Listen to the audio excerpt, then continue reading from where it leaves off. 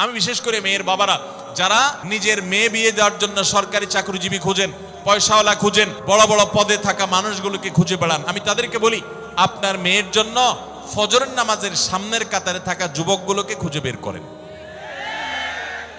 এই যে যুবকরা চিৎকার করছে সবাই ফজর নামাজ পড়েন, আল্লাহ সব যুবককে ফজর নামাজ জামাতের সাথে পড়ার তৌফিক দান করুন। ভাইরা আমার, যেই ছেলে আল্লাহকে ভয় করে, যেই ছেলের ভিতরে কোরআন এবং হাদিসের কাছে আত্মসমর্পণ করার মতো মানসিকতা আছে, এই ছেলে আর যা হোক তার স্ত্রীকে কখনো কষ্ট দিবে।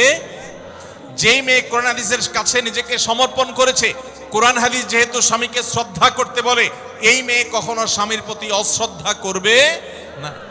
অতএব দাম্পত্য জীবনের অনেক গুরুত্বপূর্ণ একটা পয়েন্ট হলো এটা যে আপনি তার রূপ লাবণ্য, সামাজিক অবস্থান, সম্পদ, পয়সা কড়ি এগুলো দেখেন বা না দেখেন, প্রধান বিবেচ্য বিষয় হবে তার ধার্মিকতা।